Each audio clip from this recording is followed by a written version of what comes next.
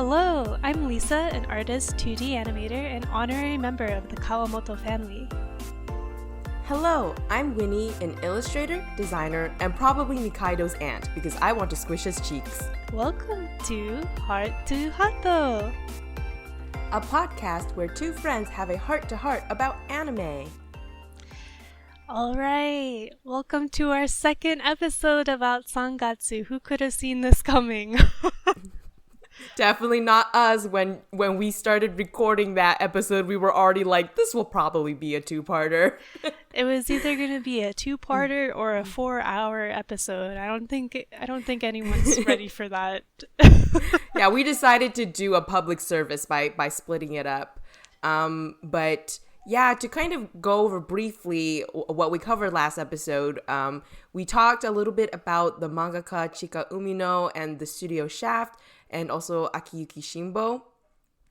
Yeah. And yeah, so we kind of joked throughout that episode as well that it seems like we didn't go as chronologically as someone might expect if we're talking about this show, because last episode was mostly covering the old men, like Shimada, Saku-chan, a little bit about Grandpa Kawamoto as well, which we'll go into more in this episode because of his relevance to certain plot points, and also Hayashida Sensei, Soya, Goto, and by extension, Kyoko. But today, we're talking about Rei and the Kawamotos. The titular main characters. That's right. You know, Rei is such an engaging main character, and I feel as though it speaks to the quality of all of the characters that we didn't even start with him first, because he really is deserving of, us talking about him first, but we just went so off the rails with the old men. But Rei I will say, sorry, I also wanted to say this, that the sort of like backwards nature is also because Rei is harder to talk about because he's the main character. He gets the most treatment in terms of nuance, plot line, internal development, and monologues. It's just, let's say we warmed up with the old men we are very charmed by. We love them very much, but we were warming up with that because today we are tackling the beast that is Rei and how amazing and complex he is. Right. I mean, his growth is a duration of about like 40 plus episodes, whereas these old men are sort of contained to 1 or 2 episode structures. So he's just a beast to tackle, but he's a fun one to tackle because I've never seen such a poignant depiction of depression, and more accurately guilt, in a young character on screen, and seeing that visually shown in the motifs that he's associated with, which is water and the river and drowning, which is pretty heavy-handedly shown in the opening and throughout the first few episodes for Rei. But his build-up is a gradual and intentional build-up throughout those 40-plus episodes, and he goes from wallowing in every defeat into someone who, later in Season 2, is someone who wants to take action, who wants to support someone like Hina or the Kawamotos in general, and he approaches that in, his own awkward, socially stilted kind of way, and yet it's still so charming. And it's so gradual you don't even see when it starts to happen, but he learns to take care of himself, and he does that so he can take care of others, just like how the Kawamotos have been taking care of him all this time. Even though he has like this really compelling arc of like going from the ground up, he still has these flaws to him. He's still self-centered. He can, barely take in the perspectives of others around him because he's so weighed down by his own personal guilt. But yeah, I'll hand it over to Winnie to talk about the shogi aspect. Right. Before I go into that specifically, I did want to comment on some things that Lisa said, because Lisa's, as always, on the mark, very good, got the great takes. Yeah, the character development for Rei is, overall, what the show does so well, I believe, is it never tells, it shows. You know, like you kind of commented about the visual metaphor of him drowning, that's his depression. I remember how much that really hit me in episode 1, that we were going right there. And we're never told like, oh, he has depression. It just is, it is depicted in a very sort of really complex way that gives the audience the answers without like being so didactic. And I don't know, I think that is really, really powerful. And when you see those little things throughout the series that you're like, oh, this is so obvious that he's changing, it feels really complete. Like, you know, the taking care of himself, for example, we struggle a lot in season 1 with him not eating properly, always going to the convenience store, and he's shown in his room kind of eating that way. And then throughout the series, he starts, you know, going to the Kawamotos more, and then like through that experience of eating properly, I think it really like changes him, and he's like, oh, if I put myself in a better place, such as taking care of myself properly and eating, I'm in a better place to help others as well.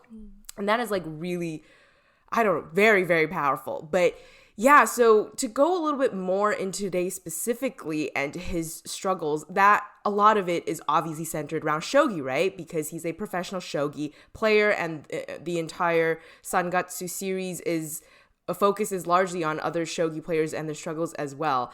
And for me, I didn't go into Sangatsu thinking, oh, this is a sports anime. Like, it isn't like marketed as such, but because there was that aspect of a competitive game, I guess there were a few things that I was maybe expecting or like thought that I might see that I think initially I was a little bit wary about. Because the thing with sports animes for me is I really do like them. I enjoy them a lot, but sometimes they seem too dramatic, especially when the people who are playing these competitive sports are usually in high school and they act as if it's their whole entire world. And I get it, because some people are like that. Like, I knew a girl in high school who was training to be in the Olympics, you know? So I'm not saying that aspect is wrong or completely incorrect, but a lot of the sports animes are depicted like they're doing it more for hobby's sake. And, you know, there's that sort of feeling that once they graduate, they're not meaning to pursue this anyway. So I was like, that is making it a bit too capsule-like to me, that they're like, this is my entire life, but like only for these couple of years, but I need to make it as dramatic as possible. And I was just sort of like, well, maybe you could calm down a little bit. I don't know. It seemed as though that Sangatsu, sorry to interrupt, but the first season seemed to be more shogi oriented and sports anime within that scope, but it opens up a lot more in season 2 to be less about shogi. So I think I would actually categorize it within sports anime, but it's so broad. It has so many genres to it. Sangatsu, exactly. That is. It's a little bit disingenuous to say it's purely sports, but yes. Well, it does have the aspect of what my favorite types of sports animes are like, right, Lisa? Where I've talked about my favorite ones being doing the sports aspect really well, but tying in emotions and character development, interpersonal relationships, right. And that is very much in the shogi plotline here. But what I really liked about the way that shogi is depicted here is how it opened my eyes to a new world. Like, I was just complaining about, oh, sometimes sports anime seem too dramatic, and it is very dramatic here, but it's portrayed in a way that's actually very grounded and realistic, and showing us a point of view that I'm like, oh, it's this dramatic for a reason. And one aspect of that is how members, the shogi members, deal with defeat. And Rei actually explains during a certain arc that defeat is like a continually steeper and very slippery slope as you get stronger. It's really kind of oxymoronic. Like, the better you get, the worse defeat is. And every loss becomes soul crushing, and in some way actually kind of denies his existence as well. While on the other side, when he does win, the victories come at a great expense for his opponents, and that deeply hurts him as well. I remember one scene that was really like jarring to me was when he was battling I forget his name, but I think it was the guy who really liked cake. Is that him? That he was having a shogi match with him, and it was very tight, very intense. And when he wins, you hear Rei's monologue, like talking about, oh, when in the aftermath, based on how people act, you know who's won or who's lost. And what you see is that his opponent sitting very calmly, and Rei is the one with his hand, his head down, on his hand holding a towel, and he looks absolutely defeated and exhausted. And he's the one who won. Rei is the one who won, which was just it. I don't know. It stopped time for me for a second, where it's like, oh, like winning is also exhausting in its own way. And basically, shogi is always inflicting this endless torment upon Rei, and it outweighs a lot of pleasure that it could possibly have. And unfortunately, that's just like a sad fact of reality, because despite Rei's young age, he's lived like an adult for many years already, and he's had to sacrifice any semblance of normal youth he would have had. And, you know, all that sounds really heavy-handed and depressing, and it sort of is harsh to deal with. And we're seeing through the different point of views throughout the series that he's not the only one who deals with this kind of aspect of shogi. But for Rei's storyline, that is why, as an audience member, we are so overjoyed. We feel so cathartic, the process of seeing him finding places that he belongs to. It hits so hard because we understand the intensity of his struggle. And for him, that includes like his found family, or as Umino Sensei likes to say, the family constellation, including the Kawamotos, Nikaido, who he becomes kind of like hesitant friends with, his mentorship with Shimada, and the Shogi Science Club, Lisa. Yes. The Shogi Science Club. I wanted to touch on a point that you made before with Shogi kind of inflicting this endless torment upon Rei. It's sort of half true, but he has this ever evolving relationship with Shogi. It's never quite one tone throughout the series. When he was a child, he was really into shogi, and he was using it as a means to connect with his family. Then it turned into something different for him when he was in the space of his adoptive family.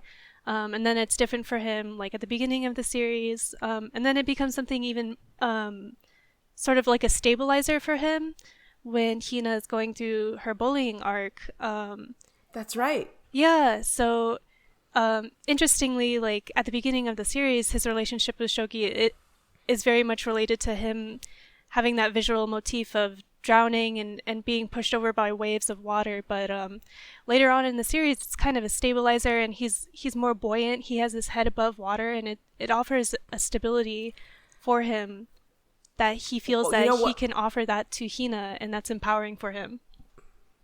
Yeah, no, I'm really glad you brought up this point, because it actually goes hand in hand with what we opened up about, right? Which is his gradual, complex character development. And that is mirrored with his relationship with Shogi. You're right, he does go through these various ups and downs, where in the beginning we get the sort of prelude about how shogi impacted him during his childhood. And now I do think in the beginning of the series we get the feeling that he struggles with shogi a lot more, and it seems to put more pain on him. But yeah, with the Hina's arc and him using that as a stabilizer to help her, it in turn helps him as well. And do you remember scenes like when Nikaido went over to the Kawamotos with Rei and he brought up that shogi cat instructional book? And I think Rei at that moment also saw another aspect of shogi and how much joy it was bringing to these people who were not professional members. And I think that really opened his eyes in a different way as well. His mentorship with Shimada, and just this show is never one note. It shows you so many different angles and aspects with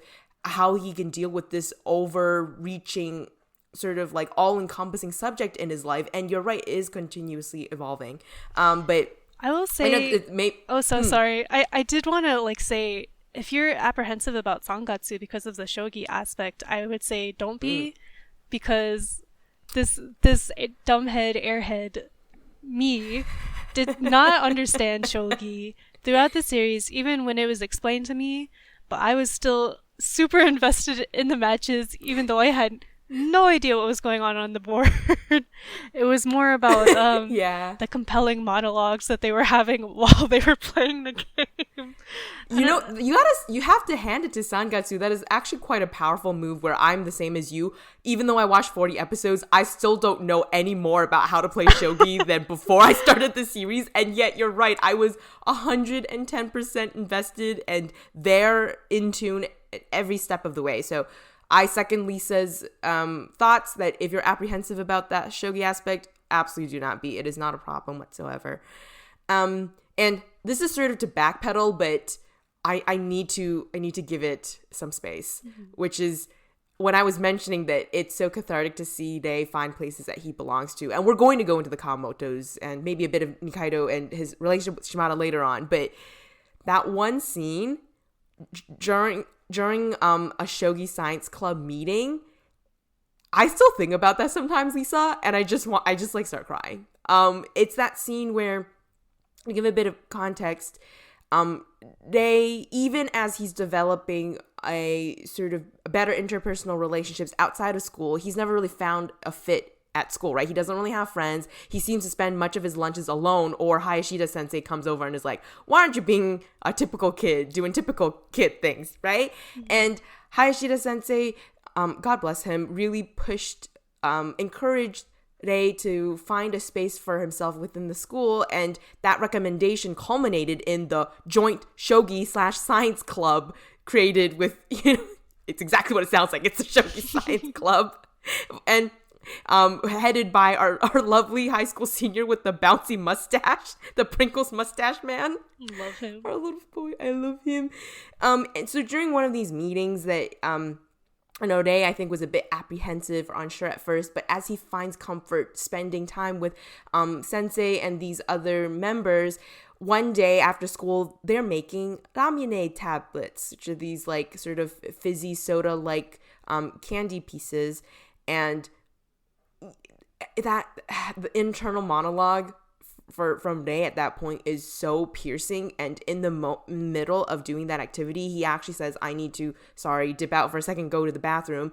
And he goes to the bathroom, stares himself in the mirror, and just starts crying because he's like, I'm so happy. Like, this is a form of happiness that I have never experienced. I don't understand it. I didn't think it was possible for me. And to onlookers, it seems like such a small, mundane moment, right? That he's just spending time with his peers, doing an after-school activity. But to him, it's a symbolizer of something much more significant and bigger than he could have ever imagined. That Rei, the person at the beginning of the series who we see is drowning in depression and doesn't really have a community to lean on, friends, like a purpose other than, I guess, trying to get better than shogi, is eating ramune candy and crying because he's happy. And that hit so hard to me. It hit hard for me too. I remember that scene as you were kind of recounting it, and I got a little bit choked up as you were saying how he was tearing up because of the sheer happiness that he had felt and these sort of new emotions crashing into him for the first time. There's nothing more heart-wrenching to me than the bittersweet aspect of him getting to experience these new awesome, like, fun things with his friends. It's just, it's so crushing in the best way, and I'm so glad you brought that up with me.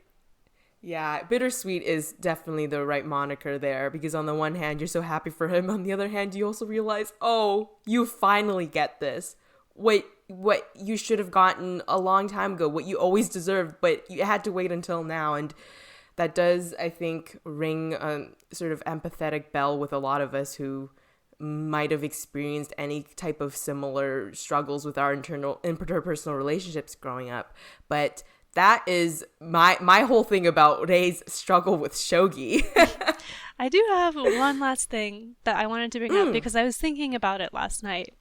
And sort of what makes his struggle with shogi so compelling is that a lot of us have been in that situation where we put a lot of ourselves into one particular hobby, and maybe we jobify it, and it becomes sort of our mode of survival.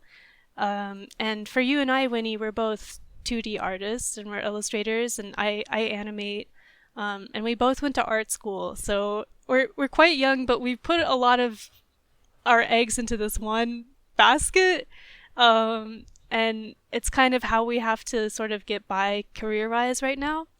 And I sort of compared that to Rei's plight with shogi, and obviously Rei's relationship with shogi is a lot more complicated than our relationship with art, because it was his mode of survival, not as like a 20-year-old, but as a middle schooler. You know, he's so young, and his success with shogi is just connected with so many like interpersonal things with his adoptive family, and like so many complicated things. So it's not really one-to-one, but I just wanted to ask if you felt like his plight was relatable, as far as our relationship with art.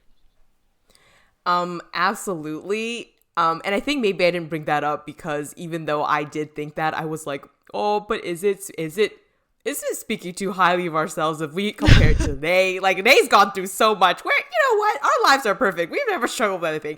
You know, that's completely untrue.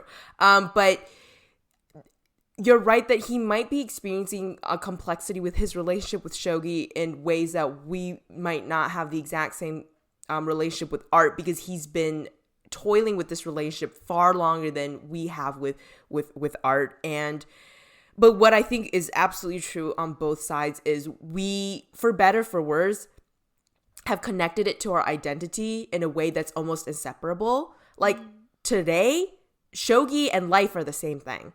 You know, they're intertwined. It colors every aspect of what he does. And I don't want to speak completely for you, but I think that I definitely feel that with how I view art and my life, and the success or failure of my art is not just a reflection on my skills as a creative person, but also something about me. And we put so much of our heart and ourselves into what we do creatively. Of course, it's hard to separate the two. You know, it's different than, I think, you know, had we maybe chosen a career path that's less about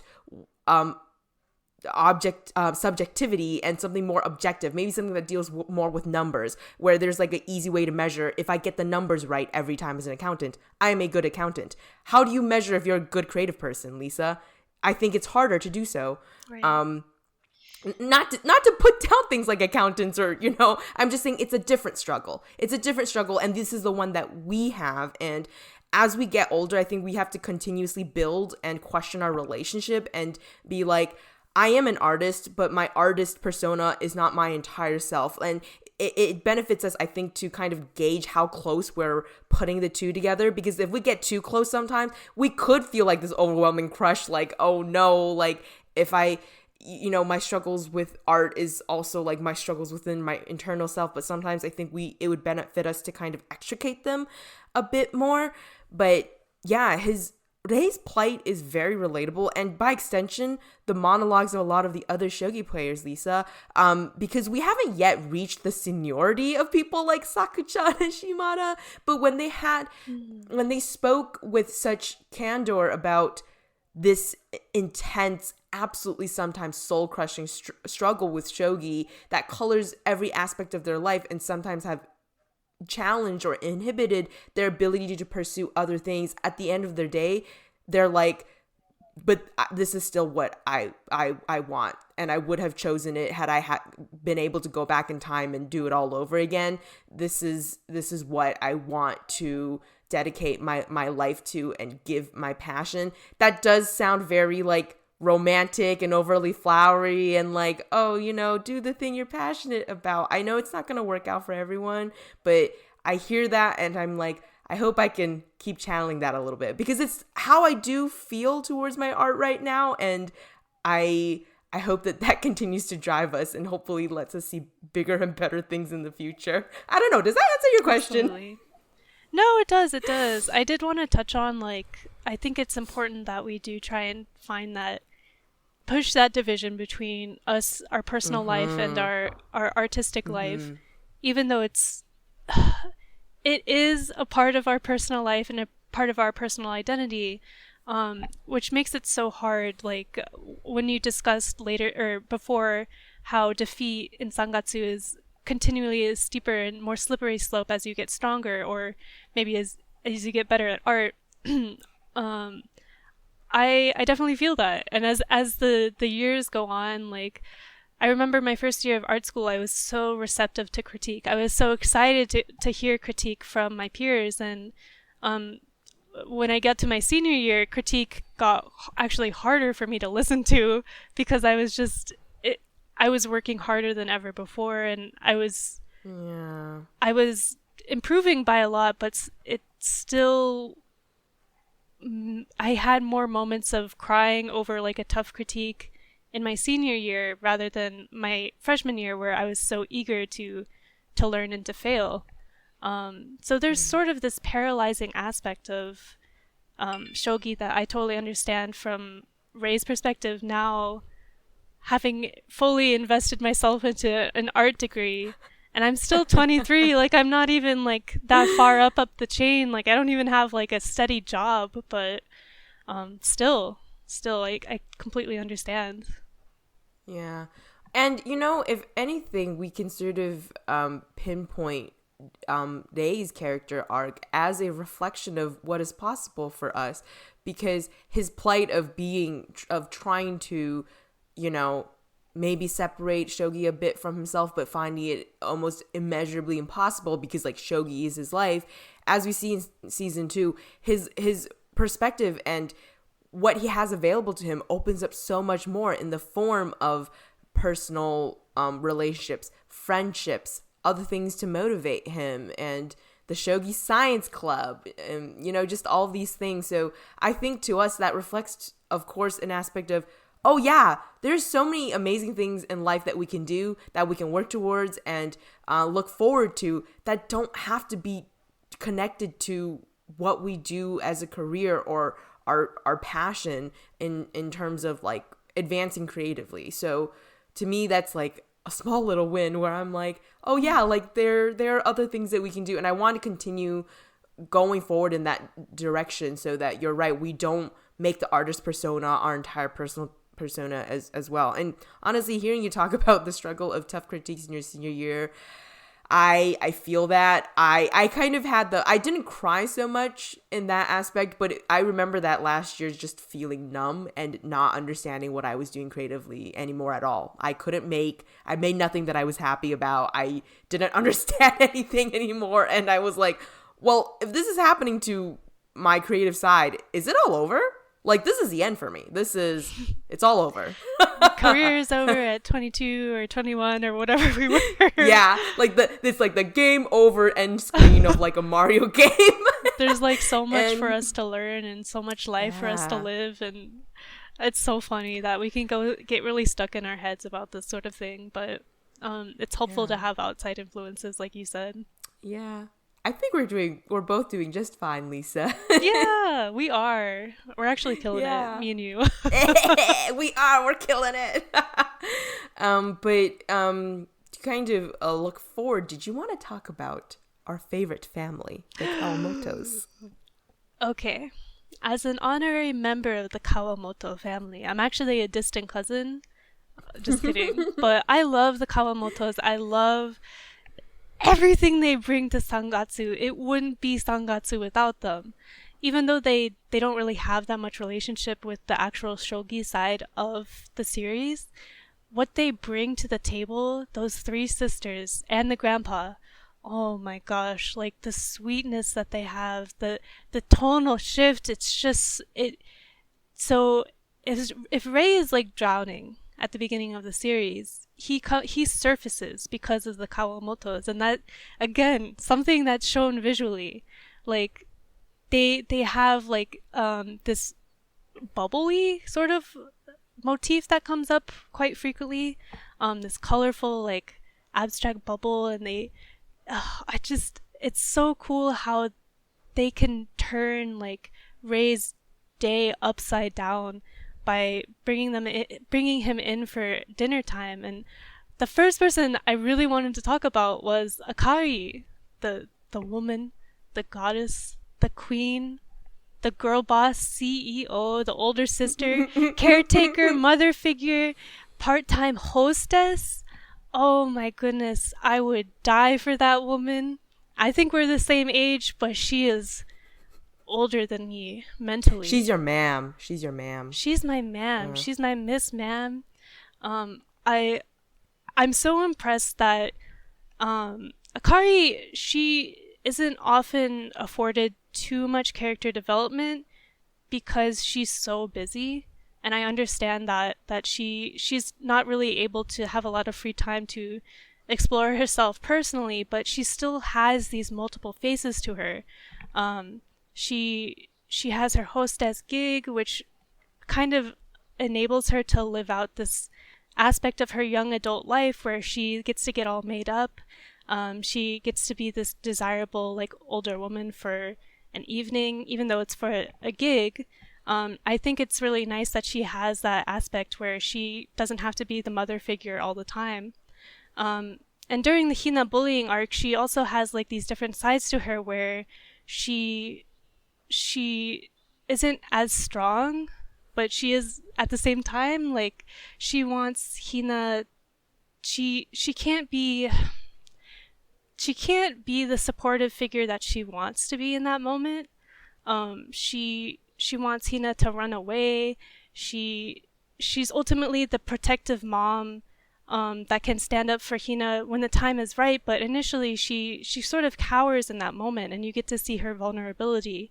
Um, but is there anything else you want to say about Akari? No. Actually, I this is a perfect time for me to interject and just to add on to what you're talking about with Akari struggling at first to stand up for Hina.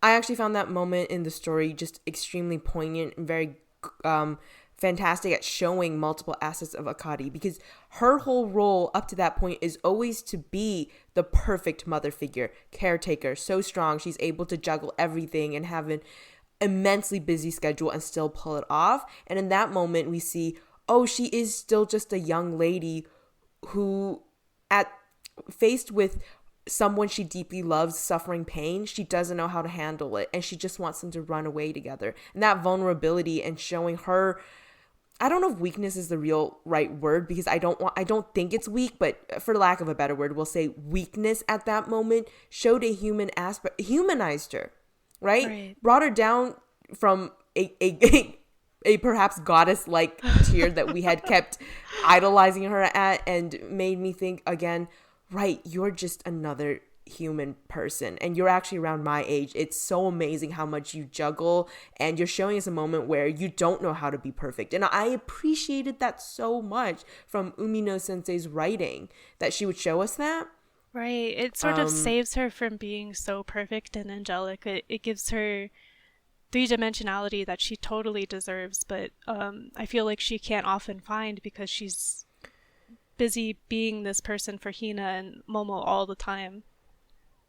Yeah. And for me, one thing that has always stood out to me so much about Akari is how she's introduced in the series. And like, the details are a bit fuzzy since it's been a while since I watched season 1, but it sort of sounded like Akari and the Kawamotos at large kind of just bumped into Rei, and Rei helped them a little bit with carrying groceries or whatever small task it was. He was invited for dinner, and she just kept going, yeah, keep coming over. I'm going to keep being nice to you. I'm going to keep spoiling you. And that, I don't know, is naivety the real word? Just her drive to be that kind to someone who at that point really was no different than a stranger is so angelic and dreamy, and I absolutely adore about Akari that she doesn't guard her heart.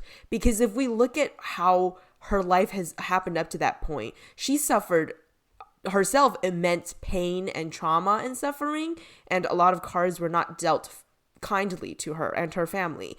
But she sees somebody else that she recognizes is in pain, is lonely, and doesn't really have anybody else to rely on.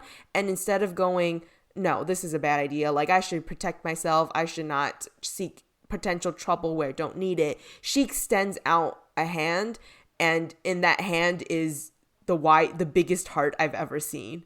And that is what I absolutely love about her. She's so generous and kind and lovely. Oh, sorry. She was just compelled to pick up Ray because if I remember correctly, he was drunk because of his shogi friends, and they had abandoned him. So it was like her kind of picking up one of her stray cats, like one of the cats that she has running around, and she's like, I'm gonna help and feed this boy and make him round and all that stuff. And she's just compelled to pick up any stray that she sees on the street, which I think is so sweet and endearing. I don't know if I want to marry Akari or be her. Is it I possible know. to both?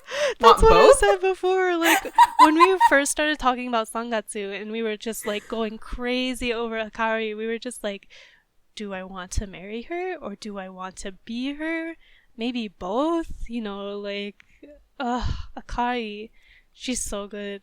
I Hina's gonna be hard to talk about because her stuff is so like centralized within the bullying arc, but I guess I'll just save Hina for that part. Right. I'm like trying to think about things to say about Hina. And that's not to say like she's just characterized by having been a victim of bullying. But you're right. It is so centralized in that. And then there's the offshoot that we can comment. You're right. I think we should cover that arc a bit later and then really get into the meat of that. But other members of the Kawamoto family who Momo, there's not anything poignant to say about Momo other than she's perfect. She is baby. She is so cute. Every time I see her on screen, baby. I get just a serotonin shot into my bloodstream. I know. I have like in my notes one line for Momo. It just says "baby smiley face." She is but baby. I think Momo does actually have like a somewhat important role for at least Ray specifically because he. I think there's sort of this implicit responsibility that you feel when you're around children. I don't know if you feel this, Winnie, but when I'm around like a little toddler, I immediately feel a little bit more like I have to be responsible and I have to take care of myself so I can take care of this child who is in front of me for maybe a short period of time, but I need to put myself together when I'm around this child. No, I definitely hear what you are talking about, and I see that reflected in Momo's relationship with Rei for sure, that she almost starts relying on him like a big brother, and I think that subconsciously allows Rei to have a different perspective about his importance and role and how much he does truly belong, and how much he's able to offer the family, because I think a central part of his struggle with dealing with the Kawamotos is always believing that he only receives. He's like a parasite and they just give and give to him. But throughout the series, you really see that it's a push and pull, give and take, you know, just an ebb and flow, that the love in which they show each other is mutually beneficial. So Momo is actually like a really nice aspect of showing that today, I believe. Right. By extension of baby's smiley face. The cats? The cats? How could we forget the cats? I love the cats so much. For people who don't know or might not remember, whatever, the cats are shown on screen, first of all, they're like feral in the most adorable way ever. But Sangatsu does this really charming thing where for animals, they give them a human voice monologue. So whenever the cat's on screen, you hear these like absolutely wild thoughts of, oh, I want more food, or give me attention, show me love, and they're just going off the walls crazy. And that to me, for some reason, is so charming. I can just imagine what kind of real life cats that would be like, and I'm so happy that those ones are in the Kawamoto's home. I mean, again, those are like stray cat behaviors that you would absolutely have to deal with if you were to like choose to house a stray cat rather than like a more domesticated cat. So I think it's so charming that she was not willing to put up with one, not two, but three of them, just like circling her all the time like vultures ready for their food. Akari, that is. Yeah. I did write down Grandpa Kawamoto, who I robbed him a little bit of a talk time last episode because he's within the Kawamoto family. I think Lisa and I thought it would just make more sense to talk about him here. I think I'm going to talk about him also a little bit more when we bring up Hina's bullying arc, because he had a very poignant scene during that arc that I will always remember. But I love Grandpa. I love Grandpa. He's just an old man, and he's just trying his best. Like, I don't know. I don't have super intelligent thoughts about him other than I love and appreciate him so much. He is, I guess, sort of the most senior household figure within the family, because unfortunately his wife has passed away, and Akari and her sister's parents have also, mother has passed away. I'm not sure actually about the father. I don't think that that's mentioned a lot in this series. But so the Grandpa Kawamoto has a sort of responsibility on his shoulders that I think a lot of other people in his age or who are grandpas might not be experiencing, because you think that usually falls more upon the parents. But unfortunately in this case, neither of them are here anymore. And I don't know, he gives off this sort of like, I'm a grumpy grandpa sometimes, but it's so clear how generous and soft and kind his heart is, just as much as Akari, even if his exterior might be kind of spiky. Like, his interactions with Rei always left such a huge smile on my face. I think because of his seniority in the family, like, Rei often was kind of nervous around him and wasn't sure or whatever, and Grandpa is just always like, bro, you're fine, like, we're so happy to have you here. You're a good boy. We love you. You're a good boy. You're a good boy. You're a good boy. My son. My grandson. I love Grandpa Kawamoto.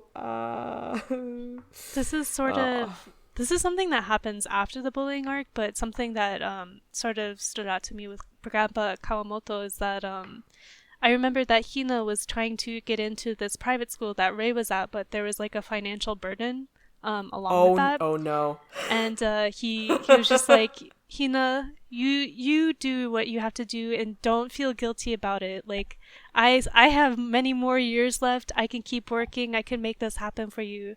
And the sweetness of that just, it got me there too. No, Lisa, why did you have to mention that? I'm gonna start crying. Yeah. That scene I do remember, and it absolutely made me tear up in the moment. You know what it is? Grandpa Kawamoto gives me the angle, makes me feel as if nothing his family members, specifically the sisters, could ever do or say would make him disappointed. Right. Like, I feel like he would always be like, oh, as long as you're happy and you're trying to chase what's the best for you, I'm happy because I love you and your happiness is mine. And he never seems to like say a word about Akari's hostess gig or anything as well, which is I appreciate. Absolutely. He truly is supportive with a capital S, and that is why we love Grandpa Kawamoto. Add that into another coin of the bank of great old men in this series. We stand. Okay, let's just dive into it, Winnie. Let's dive into the Hina's bullying arc.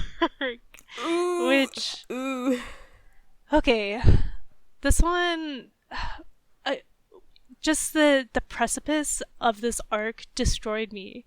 Just the concept of the arc. When we got the first taste of it, when Hina shows up and she's looking troubled, and then it sort of culminates into her like admitting what happened to her family. I cannot think about it without tearing up. I just can't even think about it. Because Hina throughout the series has been such a beacon of purity, of someone who has been so strong. Just like Akari, she sort of holds in her inner emotions. If you remember, she goes out to the bridge and sort of cries her eyes out when she thinks about the people that she lost in her family, when she's supposed to sort of celebrate them for a holiday, but she doesn't want the rest of her family to see and worry about her. She just has this inner strength to her that when I see that shattered, it just made me so mad. It made me so upset. But that being said, I was really glad to see that this whole arc was one of the strongest depictions of bullying in Japanese media I've ever personally seen.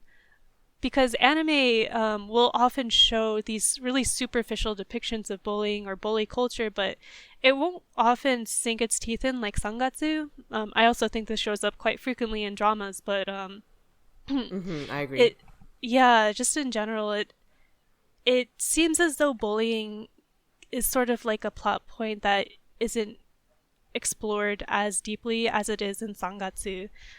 Maybe that's because you don't really want to see that on screen when so many people experience that in their real day like life. And to be fair, like there's not really an impetus to want to go see something that goes really deep into bullying if you're like already experiencing it on the day to day. Like a lot of people get into anime for the fantasy, like isekai. Escapism. Yeah.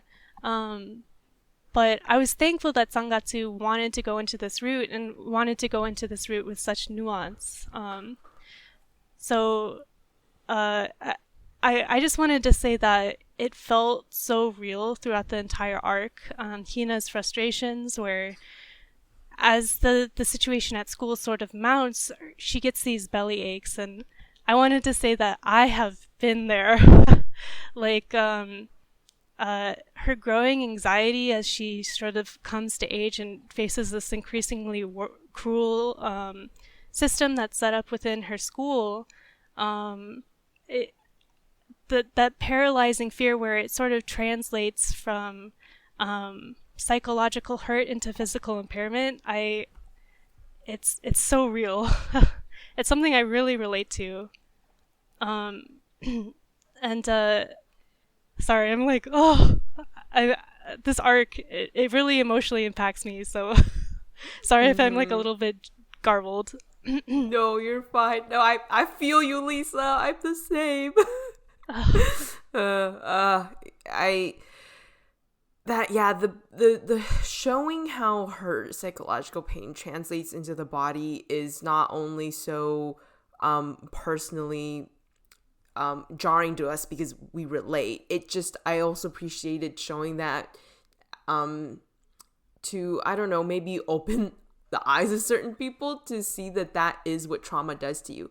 Trauma doesn't just live in the brain and heart, it lives in the body.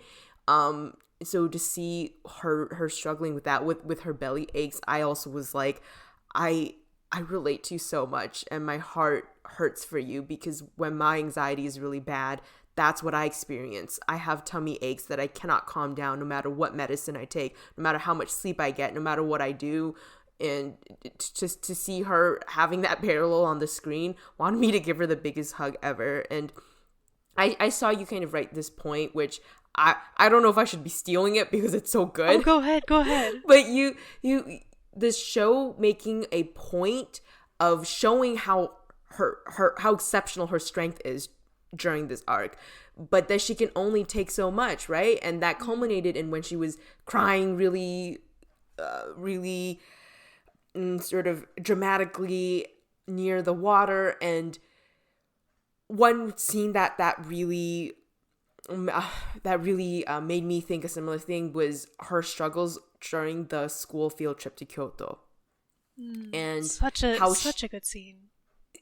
That's what she was fearing for such a long time, and I believe that her belly aches got really, really bad around that time specifically because of the fear that what for other kids was supposed to be such an exciting field trip to a different city and buying souvenirs, eating new foods and whatnot, she could not get past her fear of being extremely isolated and continuing the pain during this such a point. And to kind of rope in a little bit about Rei, I know it's Hina's time to shine, but you know, Rei is also our titular character. He has his paws everywhere. During that arc, he shows up in Kyoto because he's worried about her and understands to a degree how much she must have been struggling to deal with all of this emotionally. And the look on Hina's face when he shows up near the water and she was not expecting at all, I felt such an immense catharsis. Like, from every angle of it. Like Ray's development as a character, like someone who struggled to even want to feed himself the bare calories to get through the day, to creating such an intimate relationship with this family that I would basically consider himself an honorary Kawamoto, along with you, Lisa. You're both honorary Kawamotos. Me too. And I invite you, Winnie.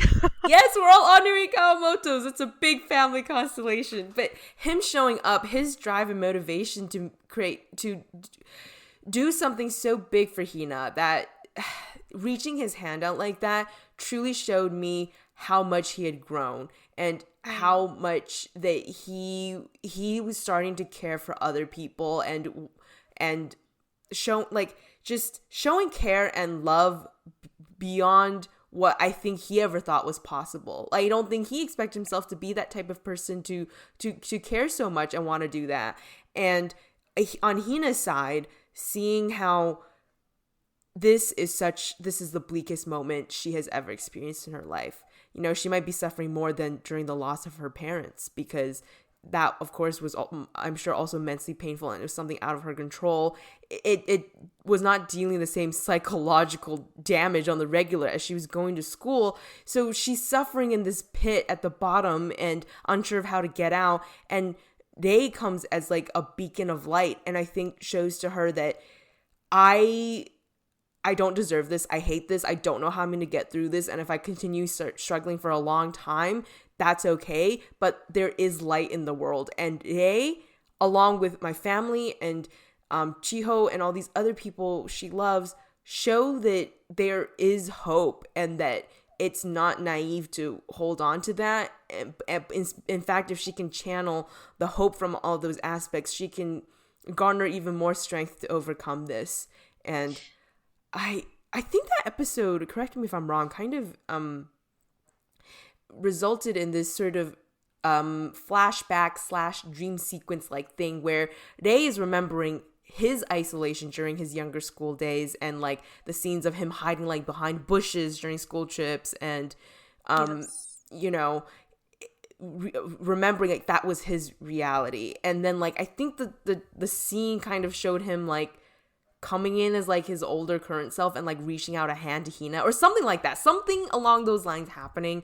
I don't think I'm getting it was him like being the young self, where he's like isolated behind the bushes, like reading a shogi book or whatever. But then like in the sequence of the dream, Hina shows up, and then Hina reaches out her hand, and she's the one who drags him out of that kind of isolated aspect that he's had around his whole entire life since he was a child.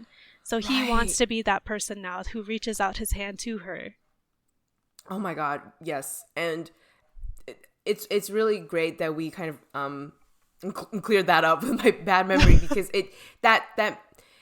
that dream sequence also shows another great aspect between Hina and Rei that concerns the bullying arc. Is it's not that Rei comes in as a knight of shining armor, right? It's that they both had individual strengths, and through their relationship with each other have constantly encouraged and supported and lent strength to the other people. And Rei showing up in Kyoto, and by large extent just being her rock during this entire arc, is him being like, you have been such a strong figure in my life and helped me so much. Let me return the favor to you now. And I think Rei actually kind of near the end of the bullying arc they had a conversation where one of them was like, oh, you've helped me so much, and like there's nothing I can do for you. And I think Hina was like, how dare you say that? Like, you've done so much. Right. It's so poignant, such a sweet relationship. They help each other and uplift, and it's symbiosis. I wanted to touch on like how much that arc impacted Rei's character development as well, because sort of near the early parts of the series, you could kind of get this feeling that he felt like that he was continuously imposing upon the space of the Kawamotos and the time and the generosity of them. But then he goes from that into the second season, and he goes out of his way to go find Hina in the middle of this random city, and he chooses to insert himself into her life, he makes that active choice, and he brings all of these like sweets from the superstore, and he knows that, I guess, he thinks that he can bring something to them finally. And it's so cathartic for him as well to just be that rock for Hina in this desolate, isolated sea that is her school field trip, because when Hina was at school, at the very least she could count on, oh, well, at the end of the day I can go back home and I can go see my family. But during a school field trip, she's just in the pits 24/7 in the bullying ring, and giving her that respite, even if it was just for 15 minutes, it obviously meant the world to her. And even though it sort of might have felt a little bit awkward that he went out of his way to do all that, just in the same way that Ray kind of handles the entire bullying arc very awkwardly, where he's like, I have to make a lot of money in shogi so I can financially support Hina. If anything goes wrong, if she has to go to therapy, I will foot the bill. Yeah. I was just like, that is so awkward of you, Ray. That is like very much overstepping, but that's so sweet of you. It's coming from a good place. He's still learning how to traverse the social landscape. I just find it so funny if he was like, he went into the Kawamoto family home and is like, I will be your sugar daddy. I will support you. I am part of this family. And it was just like, it's so quintessentially awkward, but so Ray. My validity here is confirmed by my paycheck. Look at my income, and then pulls out his pay stubs. And maybe you're just like, this is not what we taught you. But nice try. No, you're touching upon a lot of great things. And see, this is what the show always does so well, so humbly and quietly, is it shows you how the characters have grown and the perspectives that they have seen throughout the plot, informing the way that they look towards the future. And that is just so special. And oh, you know what? Before I forget, also, because I said I wanted to mention a little bit about Grandpa Kawamoto during this arc. Yes. It was sort of like near the beginning, or kind of like the middle of the bullying arc, when Hina is finally letting the families in on her situation at school and how difficult it's been. And so she's explaining how she's been bullied, and more specifically how she chose to not back down. And when everybody, because I don't know if we mentioned this, the bullying arc actually begins with Chiho, who was a classmate and friend of Hina's, who was bullied first. And because Hina, kind, sweet, generous girl as she is, refused to let that continue happening and stood up for her, the bullying then shifted targets towards Hina, and then that was why she became a victim. So she's explaining all of this to Grandpa Kawamoto, and he's furrowing his brows, kind of frowning and nodding the whole time. And the response he gives as she concludes relaying the story is, I'm proud of you. Mm-hmm. I'm gonna start crying. I know, me too. I can't. I just can't. Just I'm proud. The raw supportive power of that scene. And especially during a scene where Akari reveals that she was on the precipice of wanting to tell Hina that she did the wrong thing. But Grandpa had the insight, the wisdom to say, I'm proud of you, and knowing that was the right thing to say in that moment. It's indescribable. My tears are coming out. Lisa, I'm literally crying right now. There's tears in my eyes. I know. Oh, God. Because it was the right thing to say for this young girl. It was absolutely the right thing to say, because she did the right thing. And even though doing the right thing was the painful route, and even though it was sort of thrusting her into the belly of the beast, he knew it was the right thing to say. Right. Because Akari's angle of hesitating right at the line of wanting to say you might have done the wrong thing was coming from a place of love and care for Hina, right? Because she didn't want her to suffer.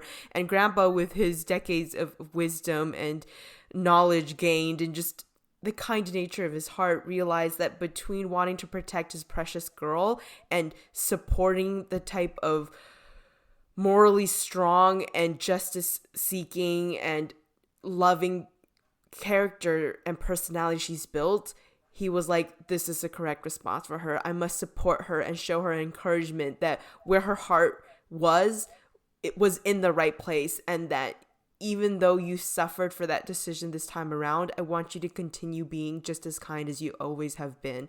That this is not a experience that he wants to sort of influence and impair her in a way that she stops showing that kindness in the future.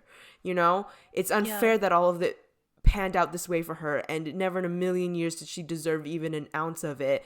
But where she's coming from has always been extremely generous and kind, and that is what he wants her to remember, is a just irreplaceable trait about her, and that she must keep to it. And that is why I love so many things about this arc and Hina's character development and Grandpa's response, Rei's response, Akari's response, all of it, even the teacher's response. Oh my gosh, I really want to go.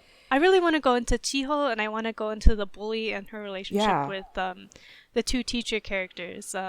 I forgot the bully's name. I also forgot the teacher characters' names. But I think that's okay. They can just be sensei and bully. Yeah. First and foremost, I really wanted to say that Chiho, I'm really glad that it was able to sort of give her a conclusive story where she did go to this recovery camp. Send her to the ranch, like Dr. Phil, but like better.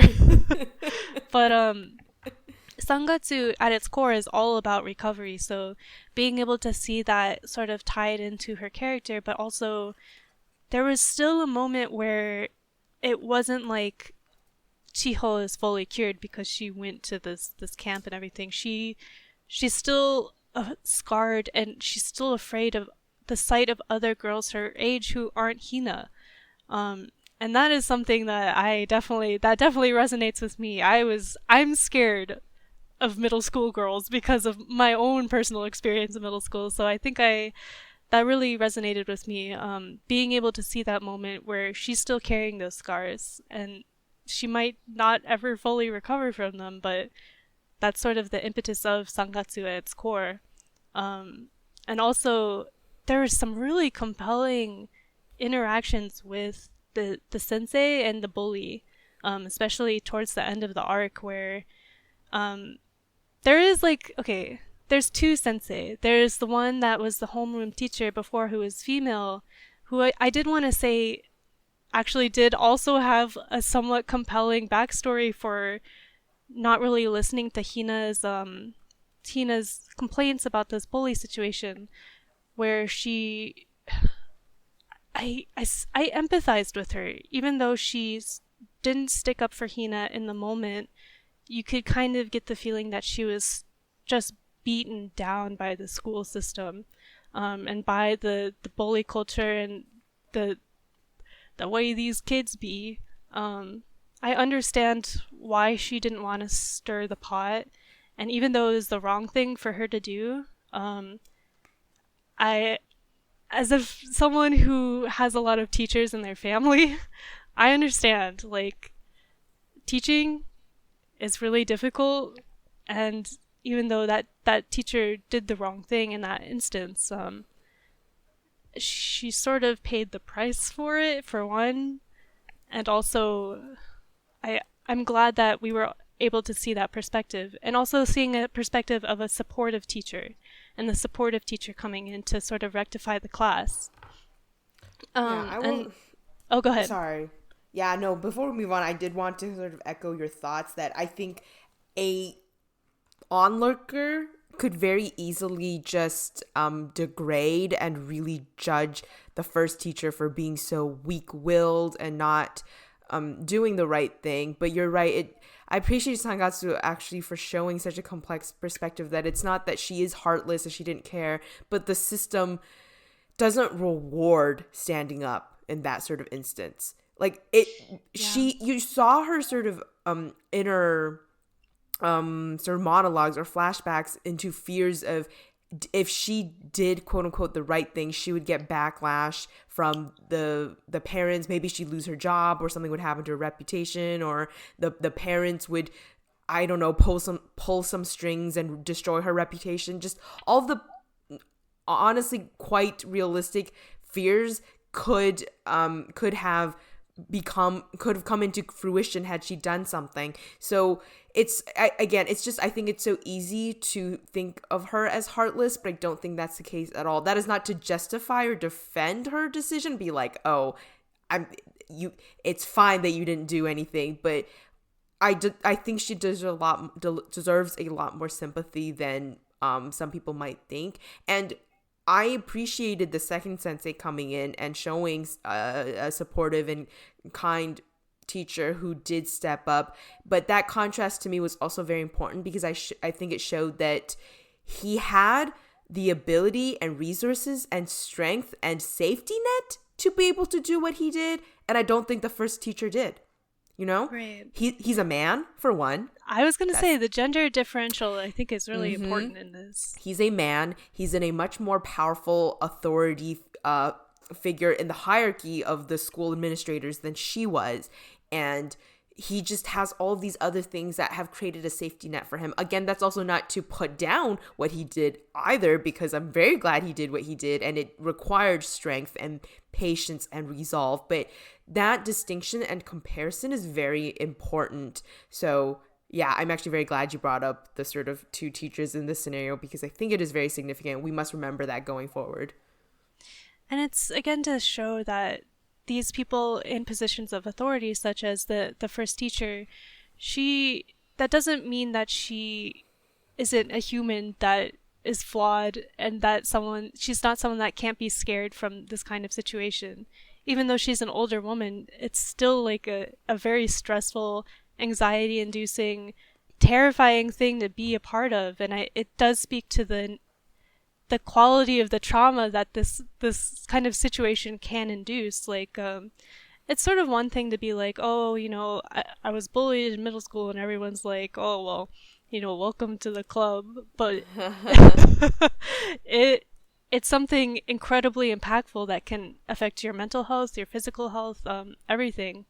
And I want to go into the bully. I really want to go into the bully.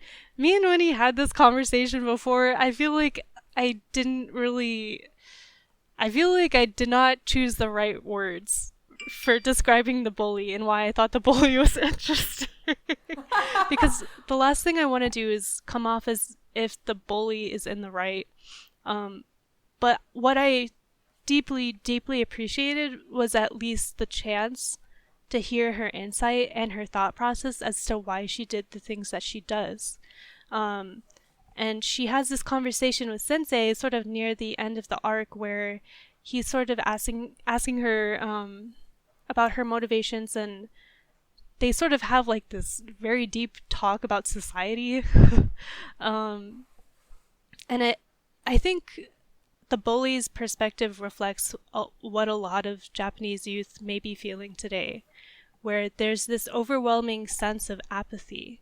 It doesn't necessarily justify her bullying of Chiho or Hina or anything else, setting up this horrible hierarchy in the classroom, but when she says that there's no real point, I do understand where she's coming from, because the system works against her against youth in such a punishing way.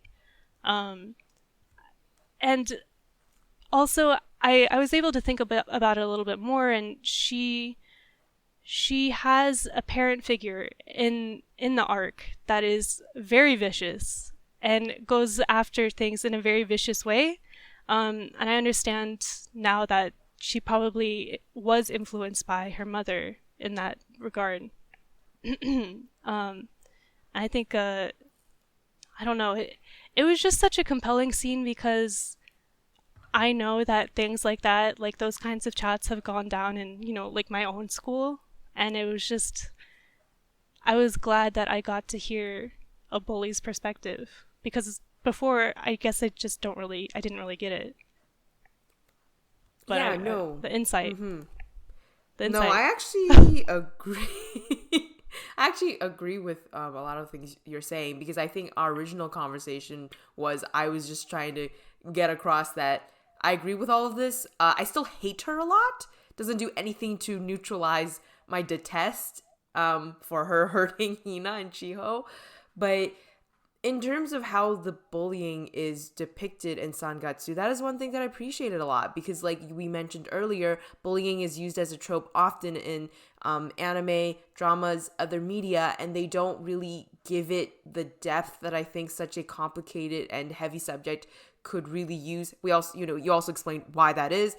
But for the bully, when she kind of revealed her motivations, I was very much like, you know what? Yeah, no, that makes sense. I like that, because to me it was a lot more grounded in reality and a sort of real motivator that might push unfortunately real kids to do similar things, versus what I've seen in a lot of other media that use bullying as a plot arc that go in the direction of I'm actually just an evil psychopath. Like I'm just sadistic to the core. I'm mean and evil for no other reason than I get a kick out of it. And of course, such sociopathic people do exist, but the frequency in which bullies are depicted in that vein really put me off the guard. I'm like, I don't think most bullies really are just that sadistic. I think it's usually a little more so and there's often that. it's physical. Yeah. It's like a physical bullying scene where they're like faceless, Yes. nameless, and they do some like really heinous stuff physically, but increasingly that is becoming less of a reality in bully culture and bully in schools today. And it's even I wouldn't compare, but it's just as fearsome, right? To have that mental I could I code it as like female bullying? Because I feel as though most of the bullying that came through in like a mental psychological way is often very female coded. Yeah, Would that be right to say? I'm inclined to agree with you. Yeah, well, I'm not sure. We're both not sure about the term, the words that we're using here. But what I will say is, it seems like because I unfortunately who hasn't dealt with bully culture at some point in their life. Bullying, in my experience, has been so often mental, psychological, Yes. concerning words, and very importantly, isolation. That is a huge Yes. characteristic of what the consequence of having been a victim of bullying was. You know what? I'm not going to say the word victim. I think that is a bad word usage. The receiving end of bullying by Hina and Chiho is the isolation. And maybe this insidiousness of bullying taking on that form, I believe, is it's harder to prove. You don't have tangible evidence of it. And in that way, it shows in a level of just really, really scary and undercurrent of manipulative thinking that is characterized very differently than physical bullying. I would totally agree. And just being able to see in Sangatsu the way that it had affected Hina and Chiho, even though it was very upsetting, it was also very validating to me that they this is so bad, but it's validating to me that they suffered so much from this kind of bullying.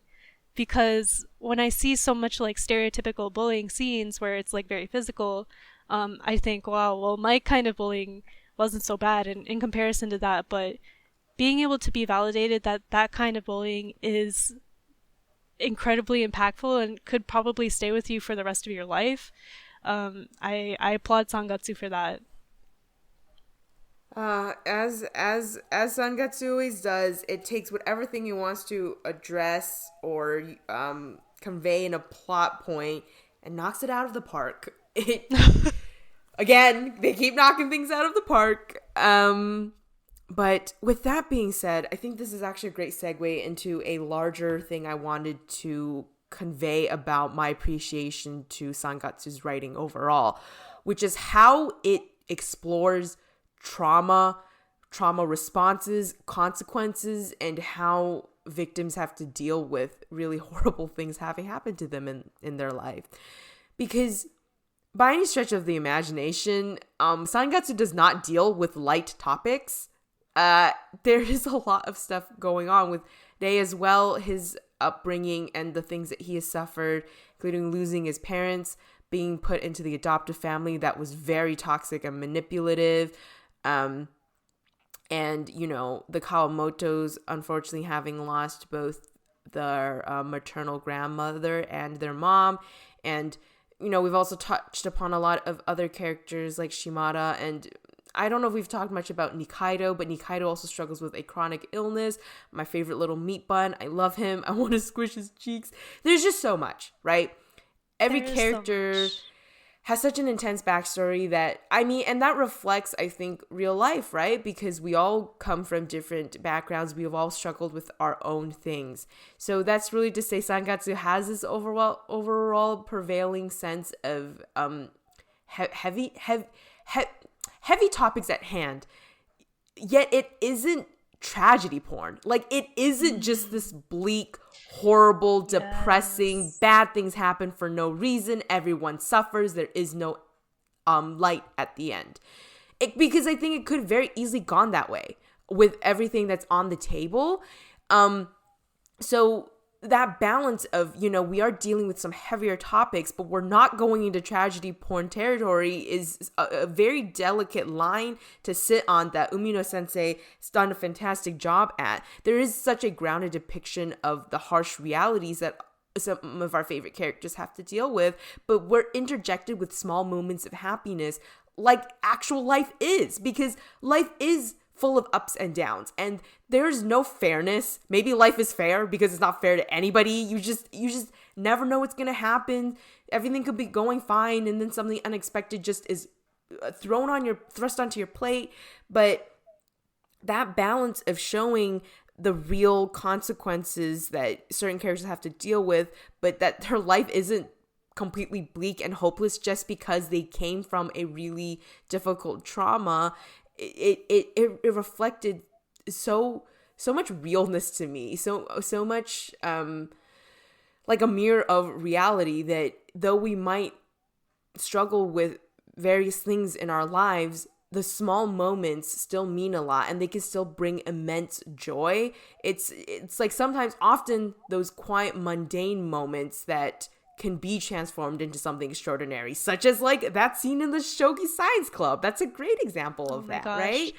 There's so many scenes within Sangatsu that are just like little moments like that are more tear-jerking, soul-crushing than like the average like anime death on screen, you know? Yeah, absolutely. I cried more at like little scenes in Sangatsu of the Kawamoto family eating dinner, or the Shogi Science Club, or Hina saying something, than honestly probably 75% of the deaths I've seen on anime screen, which really says something about how masterfully Sangatsu is written.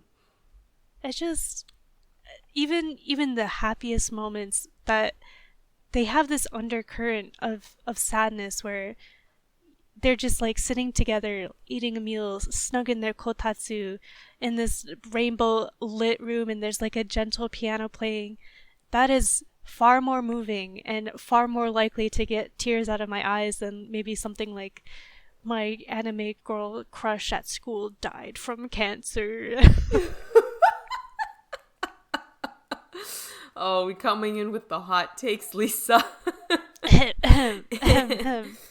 Well, yeah. I don't know. I don't know where this might fit within our chronology, but I guess I should just throw it in before it. I have no other place to put it. I wanted to touch upon Nikaido a little bit. Yes. Nikaido, to wrap it up. Nikaido. Love that funky little man. Love that funky little meat bun. I find him interesting for a variety of reasons, especially the way he's introduced as well, and his relationship with Rei. Because if you'll remember, he like shows up unannounced at Rei's apartment and is like, "Battle me, rival," and I'm like, huh, boyfriends. No, but he's one of those few characters that Rei actually has like an immediate and sort of visceral distaste for. He doesn't seem to like Nikaido much at all in the beginning. Right. Which I guess I can kind of understand because he came across as very eager and enthusiastic in a way that Rei just had no emotional energy for. He's like, I'm busy over here trying to be depressed and you're acting like we're Pokemon rivals. You know? But like that kind of relationship, to have that in Rei's life, even that can enrich his life, I think, because even just being annoyed by Nikaido is better than him just laying in his bed, like staring at the ceiling. No, exactly. And that's why I love Nikaido so much. You're exactly pinpointing on it, because throughout the series, as they come into contact more and spend time together under the mentorship of Shimada and whatnot, we also get flashbacks into them having battled for the first time as very young kids. Like they're not recent rivals. They played shogi against each other when they were both in elementary school, and the flashback shows that it was done outside in a very hot environment, and because of the chronic condition that Nikaido struggles with, he like fainted underneath the burning sun, and it was it stuck with Rei all this time. But yeah, as the show goes on, you see that they definitely warms up and softens up to Nikaido. The initial sort of like wanting to click his tongue at Nikaido's enthusiasm starts to expand into seeing just how complex Nikaido is and his inherent strength. It's, we're not here to romanticize struggling with chronic illness, and I appreciate that Sangatsu never really paints it that way. Nikaido's actually not characterized primarily by his struggles with health. It's unfortunately just a thing he has to deal with, but the characters are never like they don't pity him for it, they don't baby him for that. That's just a part of his reality. Rei's perspective is expanded to see that Nikaido is someone who's so warm and brings people into his sphere in a way that's so generous, despite like his own things that he has to struggle with. He never is super pessimistic and cursing the world at how unfair it all is that he has to deal with this. He just keeps on looking forward, his chin held high, and spreading his love of shogi with professionals and non-professionals alike, such as with the Kawamoto family. And I think Rei getting a glimpse of just how strong that someone like Nikaido is really, really impacted him, and they get like much closer throughout the series because of that. And to me, that's just so special. I don't know why, like this really unlikely friendship that blossoms from having been childhood rivals into a space where they are genuinely helping each other improve. Do you remember one time that Nikaido was like yelling or at Rei, like, what did he say? He was like, was it in the hospital that just stop wallowing, Rei, just do the thing, it'll be fine, he like really put his foot down, and Rei was really like taken aback, and I was like, oh, me. Yeah, I vaguely remember the scene. I'm sorry I can't elaborate more on specifically what he said, but that kind of heated like shonen type interaction, at first I was a little bit apprehensive, because I thought Nikaido would sort of be like this bumbling, like one note. He's the fat funny character. It's funny because he's fat, and also he's like so crazy. But of course, Sangatsu is able to flesh him out in such a compelling way, and sometimes such a subversive way, where you would kind of anticipate like a chronically ill character to sort of look like skin and bones in an anime, but his weight sort of he's chronically ill, and he's also fat. And that's great. I don't know how else to like describe that. It sounds kind of bad when I put it that way, but no. He's someone who I hear you. Yeah. He appears very healthy because he's fat, but there are fat people who are chronically ill. And also, can I just say, I'm glad that his fatness is not played for too many jokes. I think maybe here and there, but it's sort of nice how the Kawamotos see him and they celebrate him for being who he is, like physically and his personality. There's just such a sweetness to it that I really appreciate as a chubby person myself. Nikaido is such a great character, I have to agree. Yeah, I love him, and you're right. I also very much appreciate that angle of him being just shown as he is. Like, he is not a fat character. He is a character who happens to be fat, and there's a huge distinction as it appears in anime, because most often any character we get who kind of diverges from the quote unquote normal character, normal being skinny or lean and being healthy and not having any neurodivergence or not having illness, whatever, is they become characterized by that. Like, the fat character's entire arc is about being fat and other people commenting on their fatness or how they're gonna diet and lose weight and whatnot. And that's just not the case with Nikaido at all. And again, as someone who has also been chubby her entire life, I very much appreciate that people see him for who he is and not what his body looks like. Exactly. Is there anything else we wanted to touch on this episode?